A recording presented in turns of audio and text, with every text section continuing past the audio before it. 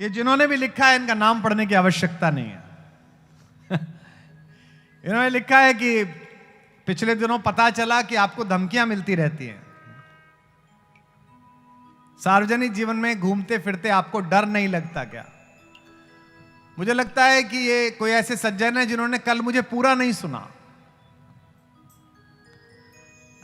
अगर गुजरात में रहकर भी मर्यादा पुरुषोत्तम श्री राम के इस भव्य विग्रह के नीचे बैठकर भी और पीठ पर बजरंगबली हनुमान के हाथ होने के बाद भी मैं डरूं, तो फिर राम भक्त छोड़ो, मैं मनुष्य ही नहीं हूं।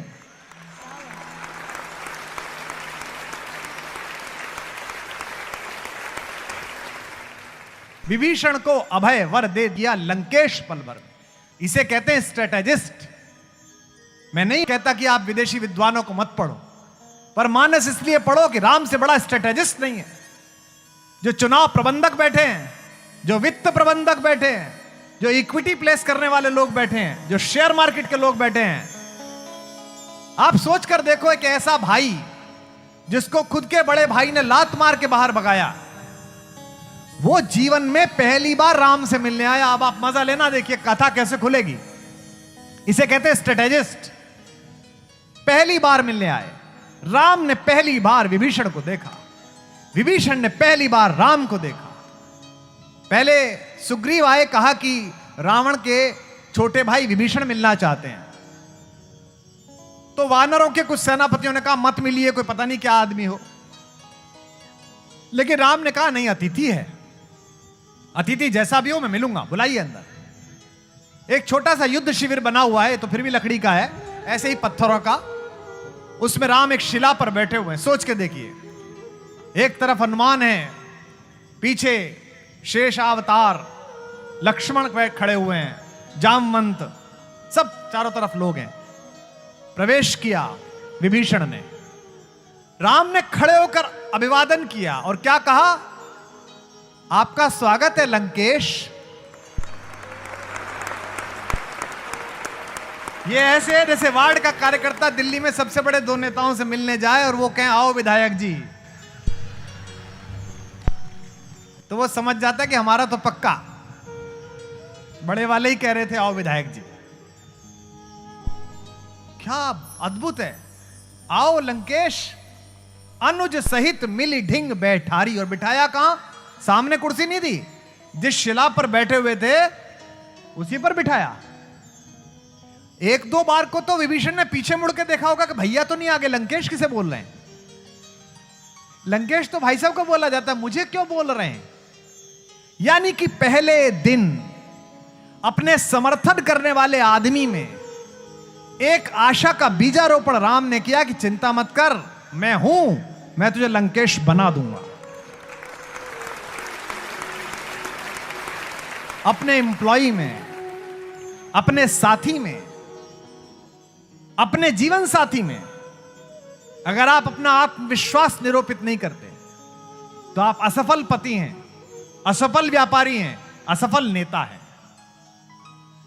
अगर आपके नाम का आत्मविश्वास उसके चेहरे पर नहीं है कि कोई चिंता नहीं है, मेरा नेता देख लेगा, मेरा जीवन साथी देख लेगा, मेरा बॉस देख लेगा, तो आप खराब लोग हैं।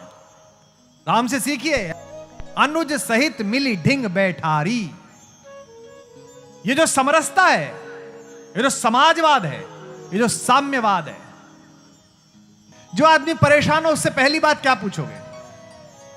ये पूछोगे और तुम्हारा स्ट्रेटेजी कैसी है, किला किधर से टूट सकता है, रावण के पास क्या हथियार? नहीं, ये तो बात की बात है यार।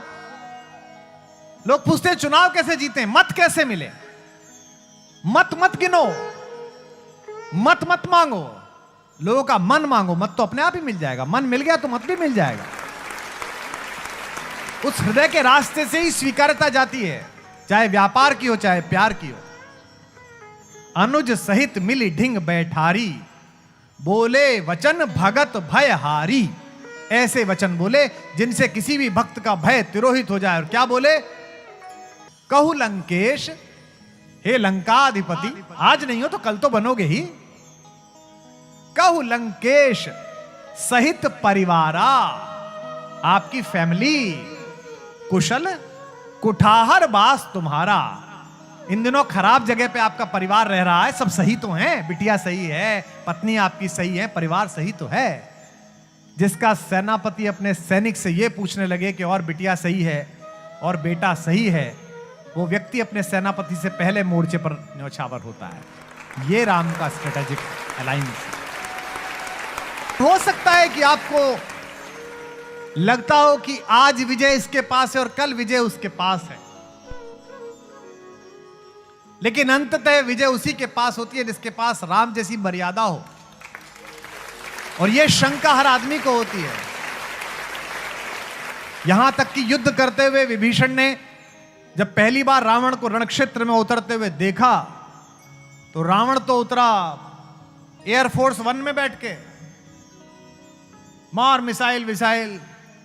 रामचंद्र जी अपने वही एक वलकल, पैरों में चप्पल नहीं, है ना। उस तक को शंका हो गई। विभीषण ने कहा कि आप तो बिना रथ के हो और रावण रथ में है। यह देखकर विभीषण क्या हो गए, अधीर हो गए और कहा भगवान आपके पैरों में तो पदत्राण चप्पल भी नहीं है, इससे जीतोगे कैसे। यह जो मैं बोलने जा रहा हूं, लाइफ में कभी डिप्रेशन हो, लाइफ में कभी परेशानी हो, आंख के आगे से चीजें चली जाएं, उपलब्धियां आते आते ना मिलें, कोई हानि हो जाए, यह विभीषण गीता की 8 पंक्तियां आप लिख के रख लेना, इन्हें बार बार पढ़ना, जीवन में उल्लास से भर जाओगे। जब भी आपको दिखे कि सामने वाला शत्रु, सामने वाला प्रतिद्वंदी ज्यादा शक्तिशाली है, तो आप ये विभीषण गीता की पंक्ति याद रखना। जब विभीषण ने कहा रावण रथी बिरथ रघुबीरा, देख विभीषण भयउ अधीरा। रावण रथी बिरथ रघुबीरा, गाइए। देख विभीषण भयउ अधीरा। कहता है नाथ न रथ नहीं तन पद त्राणा। आप तो रथ पर भी नहीं बैठे और आपके पैरों में चप्पल भी नहीं है।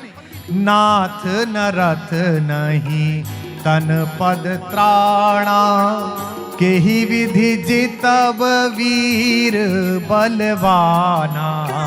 नाथ न रथ नहीं तन पद त्राणा, केहि विधि जितब वीर बलवाना।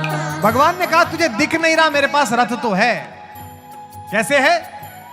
सुनहु सखा कह कृपा निधाना, जे जय होई सो स्यंदन आना।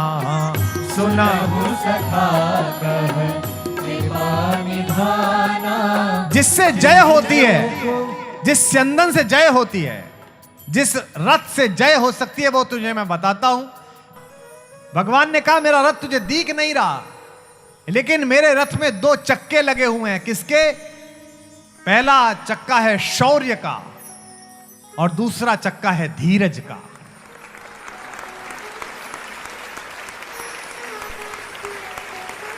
शौर्य रखिए और धैर्य रखिए। और मेरे रथ के ऊपर झंडा भी लगा हुआ है, जैसे यहां ये अपने अपने राम इस भगवे में लहर रहा है। राम के रथ में झंडा है क्या? सत्यशील दृढ़ ध्वजा पताका। सत्य और शील की दृढ़ ध्वजा लगी हुई है। घोड़े भी हैं। कितने घोड़े होने चाहिए अच्छे रथ में? 4। कौन कौन से? पहला घोड़ा बल, दूसरा घोड़ा विवेक बुद्धि। बल के साथ विवेक की बहुत आवश्यकता है। राम अकेले हैं जिनमें सब कुछ है, उसके बाद भी विवेक है। विश्वामित्र लेने गए तो दशरथ ने कहा मेरी सेना ले जाओ प्रभु। मैं चलता हूं। बच्चे को क्यों ले जा रहे हो? जवान है, मसे भीगी है, 15 साल का है। 15 साल के गए थे, आज तो 25 साल के को पता नहीं होता करना क्या है। 15 वर्ष के राम को विवेक पता है। विश्वामित्र ने कहा राजन आपका बेटा मुझे इसलिए चाहिए कि लड़ाई बड़ी है, खरदूषण ताड़का स्वभाव से है, और ये 4 चीजें हैं, इनमें से कोई एक आ जाए तो मनुष्य अविवेकी हो जाता है। आपके बेटे के पास चारों हैं, उसके बाद भी संयमित है, विनम्र है। इसलिए मैं आपके बच्चे को लेके जा रहा हूं। यौवनम, जवानी। दूसरा धन, पैसा आ जाए। तीसरा संपत्ति। और चौथा प्रभुत्व।